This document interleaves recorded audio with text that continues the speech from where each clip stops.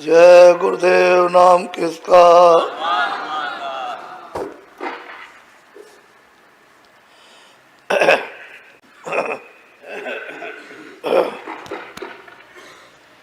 जग में घोर अंधेरा भारी, तन में तम का भंडारा।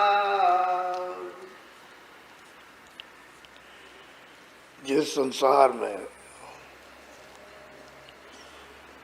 रहा जा रहा रह रहे हो,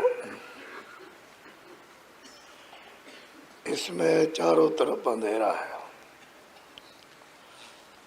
अपना कोई ठोर ठिकाना नहीं कि कहाँ ठहरेंगे, कहाँ रुकेंगे। अस्थाई जगह कौन सी है? तो सारा चारों तरफ घूम के देखो और समझो तो अंधेरे अंधेरा है। और मानव अनमोल जीवन का समय निकला जा रहा, ये तो चला जा रहा भागता हुआ। जिस तरह से लोग आ रहे जा रहे, उसमें कोई ठोर ठिकाना नहीं। और तन में कुछ दिखाई, कुछ सुझाई, कुछ देता नहीं। कहते हैं उसमें तो घोर अंधेरा, बाहर भी और अंदर में भी, दोनों तरफ भी अंधेरे अंधेरा है। अब कोई भाग से, मेहनत से महात्मा महापुरुष मिल जाए जो मनुष्य मंदिर में घाट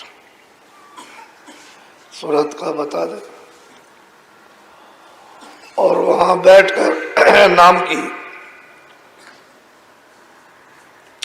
मेहनत करे, नाम को, शब्द को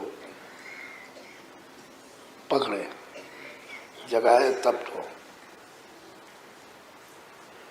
तन का और संसार का अंधेरा जा सकता है।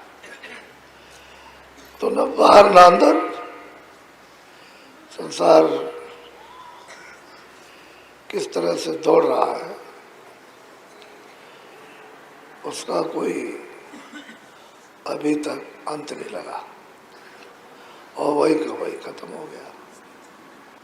जो जहाँ जा रहा खबर आ रही, खत्म हो गया, स्वर्गवास हो गया, तो वैकुंठवास हो गया, तो चला गया, तो शरीर छोड़ गया, वही का वही।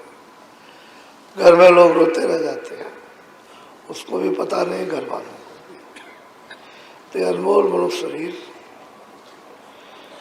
जिस जीवात्मा के जगाने के लिए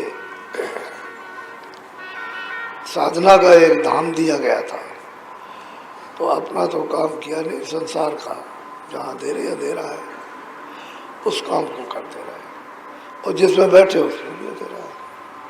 तो बिना महात्माओं के ना बाहर को समझ में आएगा ना अंदर आएगा।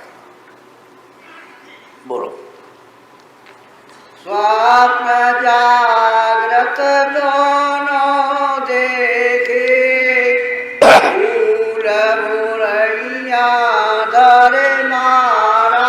कहता है कि स्वप्न भी देखा और जागृत भी। अब हम लोग जगे हुए जागृत है,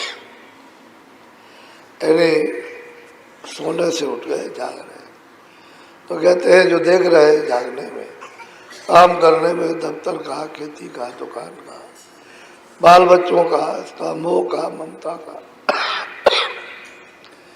धोखे का, धड़ी का, चोरी चकारी, ये सब कहते हैं ये भी भूल भुलैया।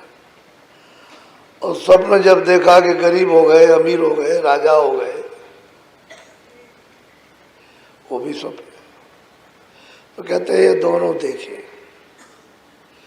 संसारी अज्ञानी जीवों को समझाते हैं कि ये दोनों बराबर है, ना इधर कुछ है ना उधर कुछ है, इधर भी धोखा है उधर भी धोखा। अब धोखे के लिए आप क्या करेंगे? महापुरुष मिले तो ये धोख मिटा दे। वो कहते हैं वो पीछे एक भूत खड़ा है, देखो उसको, तो यहाँ से तो दिखाई दिया, लेकिन वहाँ जाइए कुछ नहीं।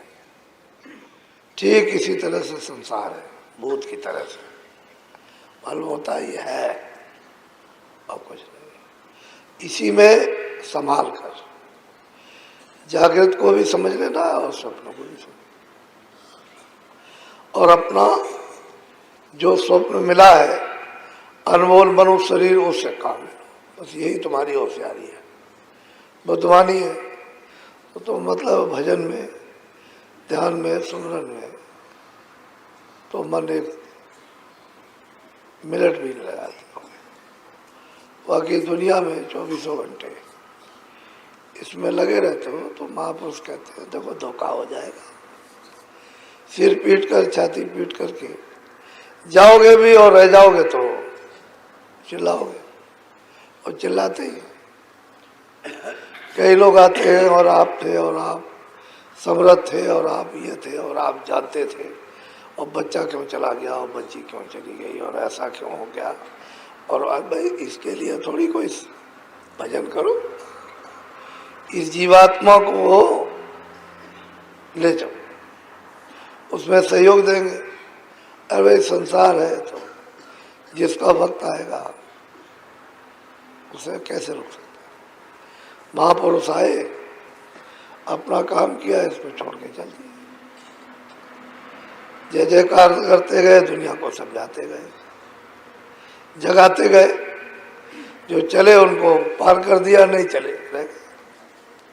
तो बहुत से लोग आते हैं कि हमने तो इसलिए संबंध किया था कि हमारा बच्चा जाएगा नहीं, बच्ची नहीं जाएगी, हमारा हम नहीं जाएंगे, हम यही रहेंगे।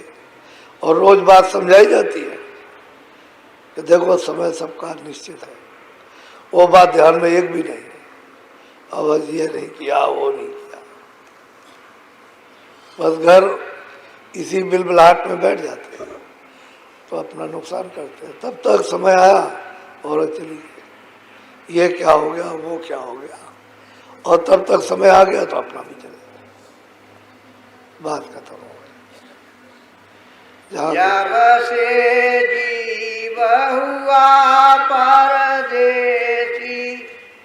देश बिसर गया निज सार। जो अपना सार देश था, दूसरे के देश में आकर के जीव यहाँ उलझ करके परदेसी, पराये देश को अपना देश मान लिया, और अपना जो देश था वो तो उसने छोड़ दिया। अब छोड़ा जब तो याद थी, लेकिन अब ऐसा छोड़ा और पराये देश को ऐसा अपना माना कि अपना घर ही बिसर गया। जिस आनंद में, ज्ञान में, प्रेम में अमृत पीते थे वो तो सब बिसर गया, सब खो बैठा, और पराये देश को अपना देश। तो दूसरे के देश में उसके कायदे कानून, आप तो गए हो, नियम से चलोगे, रहोगे, कायदे कानून को बिगाड़ोगे, पकड़ लिए जाओगे। तो यहाँ सब पराये देश में कायदे कानून से पकड़े जा रहे हैं।